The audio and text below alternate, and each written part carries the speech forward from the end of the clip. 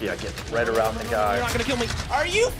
Oh, poor kid. Oh, just sticking somebody. just clanking her. What was that? Do you think that was a baton? Nice try. Now, that guy better be careful. He threw the grenade. Yeah, and then ran toward And it didn't even look like he was affected. He would definitely be affected if you threw a grenade. Welcome back, everyone, to another episode of Total Recoil. I'm your host, Israel Wright, former Special Forces Green Beret. And with me, very special guest, Quinton Farina. Hey, Israel, how are you? Good, man. Right on, man. Welcome. And today you. we're going to be looking at some footage from Call of Duty Warzone. Oh yeah, looking forward to this. Yeah, high energy action, arcade style military action. Ready to go, funny costumes, just a total battle. Yeah, it's going to be good. Come on, let me execute him. So much. Right, Adler, execute. no! Looks like he puts a grenade down the back Down of the his guy's shirt, shirt. yeah. Something along those lines, like way to execute a guy. But you definitely want to make sure that he's back on the ground. Yeah. Just absorbing most of that blast since you're that close. And there's probably not going to be a lot of him left. Not Gosh, just a no. light fireball, you know. It's Running so around. fast-paced, Warzone, I'm telling you. It gives me a headache just Yeah. watching. Underhand throw, flash ring. Nope.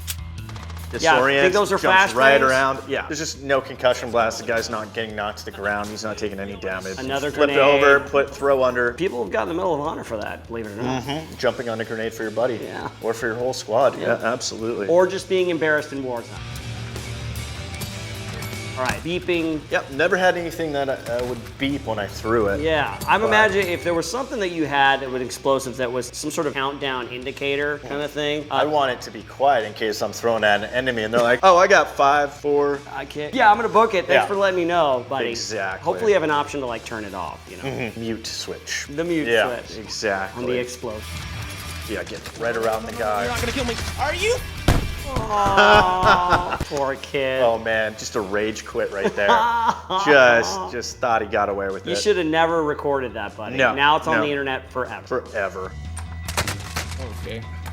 You're an Right, embarrassment. yep. Bounce the grenade off the ground. Looks like a little flash. Just underhand throw. Yeah. You're dead. Nice try. Now, that guy better be careful. He threw the grenade, Yeah, and then ran toward and it yeah. didn't even look like he was affected. He would definitely be affected if you threw a grenade. Yeah, that shield is going to protect you against the fragmentation, anything that could bounce around, but you're still going to get the concussion blast coming around and encapsulating. And that guy running through the hallway, he would have definitely been affected. Yeah. I'm glad he caught up with him and knifed him to teach him a lesson. At that point, if you got the shield, just start bashing him with the shield. Yeah, that's right. Use Yeah. what you got, buddy. Takes a longer time to switch. Grab your knife, grab something else. Your secondary. Yeah. I wonder if it's the same guy.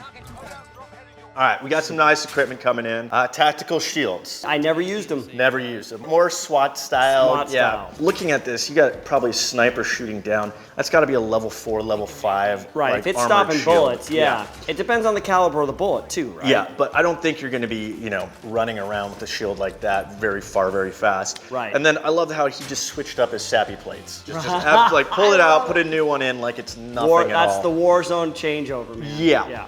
Just definitely would not happen. Also, when I die on the battlefield, my equipment explodes out of me as well. yeah, you know? because your buddy's got to pick it up, Yeah, not go through your pouches and your pockets. Yep. Yeah. Grab your money stack. The tactical shield, that's like probably when you're assaulting an objective, and SWAT would know better, but that's his job, is just to have that Yeah, shield. shield Maybe man. he's got a sidearm, and everybody else maybe goes in around him after they break in, or he's got guys behind him going in. He's probably first man on that stack. Everybody's tucked in right behind him. Get that nice defensive shield going on, and at least protecting him from any of the fatal funnel going into it. Get the first shots off, and then some of his guys could probably whip around, throw a flashbang, Right. anything that they'd need to assault into that position. Yeah. But you're not going to be running and gunning single man with a shield.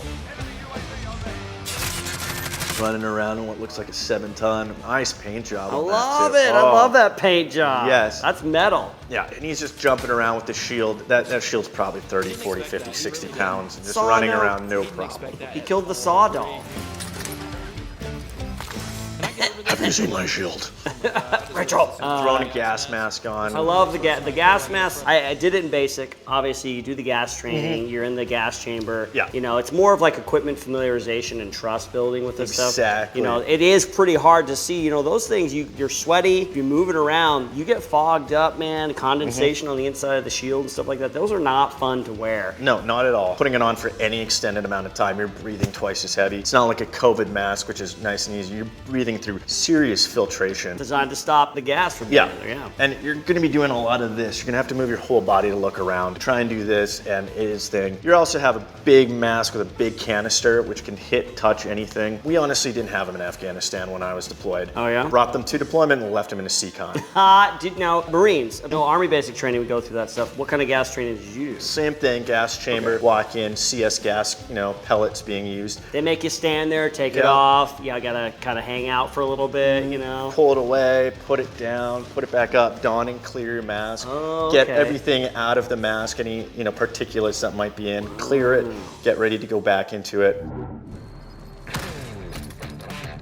Oh, this guy blocked it with the shield. I dare anybody to go find that Paramore music video where they're running around with all the smoke and people are fighting each other. I'm in that. You go find me in that. I got a gas mask on. Oh man, now we're getting to the good part. We got tactical knives. Oh, the knives. Yes, we each brought our own little display model. Yes, right here. So this is a combat bayonet that I was deployed with. Very nice little thing. Nice. Definitely not a throwing knife. This is definitely a battle knife where you want something that can pierce and penetrate. And it's a bayonet, so you can actually put on the end of your rifle and give a good stick. Yeah, there you go. Now, this is a practical knife. This is a good knife, but not one that I've used because this is the Yarborough knife that each Special Forces of Green Beret is given when they graduate from the Q course. Very so nice. It's got a nice little name, Yarborough. It's got a little number there, I feel kind of bad because I have not used it, but I think actually... No, that's a prized possession. Yeah, that's right. something you earned, you want to put away. Pass it on to future generations. If you want a knife like that, go buy another Yarborough. Keep that one nice and safe. Yeah, this one's got the number in there. I'll give this to my son or daughter someday. Definitely. So my daughter's a Green Beret. Yeah, we actually got issued these, took them to Afghanistan. Great knife. Used a lot of times for me, because I was doing explosive ordnance, finding IEDs and roadside bombs, I'd use it as a pry tool and poker tool, going through the ground, trying to uncover IEDs, wire, anything like that. We're gonna get down here and take this dude out. Oh, just throw a knife. Throwing knife into the body and then right into the shoulders. Oh, he's got an axe? No, that is a tomahawk. Oh, forgive me. That is a tomahawk, and I've seen one of these. No kidding. Absolutely. When we first got to Afghanistan, we had in my squad, great guy, nickname of War Pony. Shout out to War Pony. We got him a tactical tomahawk to run around Afghanistan with. He loved it. That's awesome. All the time. Never had any experience with throwing knives or anything like that? Not really practical. You've got a sidearm. You've got plenty of weapons to shoot projectiles. Absolutely. Oh, looks like an anti-tank mine with what looks like a tilt rod on the top, or multiple tilt rods. That's for? Anti-tank usually, or anti-vehicles. Right. The tilt rod would be hit and it would explode. Gotcha. Instead of putting pressure down, you have something like this or multiple points coming out. And as soon as it tips over a couple degrees, then it'll explode. Looks like we're going through Toys R Us now. Russian Toys R Us. Russian Toys R Us. Russian Toys R Us. Yeah. I like that little grenade throw, gets right behind the target and just absolutely took out the guy. Right, even with the shield, that's not gonna do you much good. No. Our little ammo boxes. Yep. Yeah, you can see the little tilt rod right on the top. Oh, my cowboy hat. Yeah. Back in the deserts of Southern California. Yeah. Oh, just sticking somebody. just clanking her. What was that? Do you think that was a baton? Like a collapsible baton, something like that? Absolutely, or just something that you picked up, a piece of rebar thing. There you go. Yeah. Just a blunt instrument. Just a blunt smack instrument. Oh, it almost looks official, two, like he's got the official fighting sticks right there. Oh, man. If I was gonna go for anything, blunt instrument, anything, I would go for a knife probably, because you can do a lot of damage. Even if you don't know anything, you can do a lot of damage with a knife. Well, a blunt object can still hurt somebody. Sure. And going through basic training and even afterwards, we're doing a lot of MIC-MAP, Marine Corps Martial Arts program. We have to do a lot of baton training. So you strike, get your range of motions, hit anywhere. Because, for us, any weapon is a weapon. Any tool is a weapon. Anything you can pick up. A helmet, a stick, a rock. Yeah, it can become a weapon to a trained martial artist. Absolutely. Little toss right in the corner, maximum damage, absolutely. They're very close, but we're like in the locker room. Yeah, and then, throwing a knife that range, it's just impractical unless it's your last option. You got a big shield like that, rush them, get them pinned out, and then use that knife, get around it. Little stabby stab. Yeah, but trying to throw it a little hard, you're also exposing a lot of yourself. And you don't want us exposing ourselves.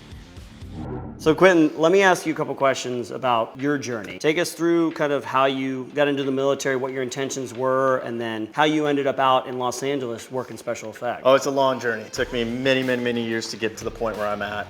Grew up born and raised in Canada. Kind of had to find my own way into the Hollywood thing. Moved down to America in 05, joined the Marine Corps in 07. That's how I got my real education in explosives, demolitions. Nice. And also I earned my citizenship that way. Oh, cool. Yeah. Now, just talking about your job, what was your technical designation? Like, what was your job? My MOS was 1371 Combat Engineer / 1372 Assault Breacher Vehicle Operator. Nice. It's a brand new vehicle to the Marine Corps, and you got to test and field it, and you got to use it a little bit. What was that? Pretty much a tank body, so an Abrams body. And then they pulled the top of the tank off. You have your main gun and everything else. Put an engineer top. 2 MIC-LIC charges, mine clearing line charges on the top, and then a big plow in the front in order to clear minefields and IED areas. Nice. Oh, that sounds cool. Nothing quite like getting a good armor license and being able to drive 70 tons around.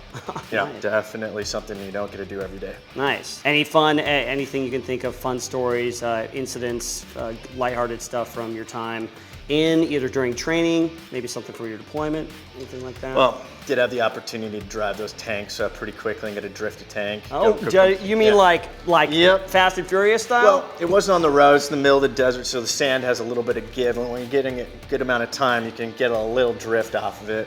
Real fun. Nice, man. But, got a lot of good training, went to a lot of demo ranges, and got to be with some of the best guys in the world. Got to blow in doors, windows, go through buildings, get the whole rack of it. A lot of improvised stuff on the fly to get to, try out, and got to use some of that knowledge. Now let's talk about, so you've done your time in the military, you're getting out, what are your plans now? What do you do after that? So got out, grew out my hair, grew out my beard. Of course! Yeah. That manly beard, I'm so jealous of that beard, right? Yeah. But I went to film school in Rome, Italy for 2 years. No kidding! Yeah, just needed a little time away from the military. Man, what a way to break away. Oh, absolutely. Learned a whole lot about filmmaking, and then came to LA and tried to do it practically. And then just been working hard ever since, getting my pyrotechnic licenses and working in the best field I can. Currently a special effects foreman for movies and TV. So that's really interesting because sometimes you get out of the military and it seems like your skills don't directly translate, but you kind of had a bit of a plan, you had a bit of an idea that, it sounds like you found a perfect field to translate your skills from the military into. No, actually, I went to the Marine Corps to learn explosives and demolition, so I could do it for film and TV.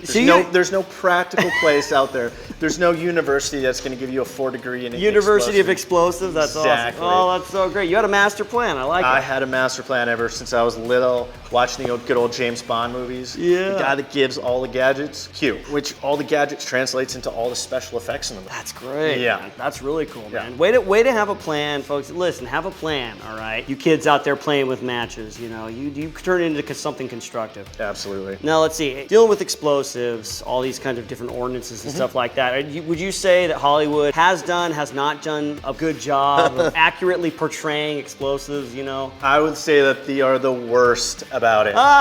they portray it so much more than what it could be. When you see like a small hand grenade getting thrown, next thing you see is this giant fireball coming out of nowhere. It's nothing like the realism of it, but you got to get a little Hollywood to any given story. Nothing. Yeah, a little bit extra. I need a nap after all that action. Quinton, what did you think? Thought it was a lot of running around. I'm sure, this looks like a 14-year-old kid's wet dream. This is what they think war's like. Yeah, right. All the costumes, the craziness, just the running around, crazy executions, throwing grenades, throwing this. A little far from reality, but totally fun to watch. Yeah, totally fun to watch, really enjoyable. Folks, if you want to see more videos like this, go to Gamology's Facebook and YouTube page. If you want to hang out with me a little bit more, go over to twitch.tv/myhappyself. You can find me on any of your local film sets. Film, TV, commercials, love to do it all. Blowing stuff up, lighting fires, can't wait to do it more. I respect you, Quinton. I appreciate that. We'll see you soon, folks. Take care. Fine, let's do sound the way you want to do sound. Really loud, and then really quiet, and then really loud, and really quiet.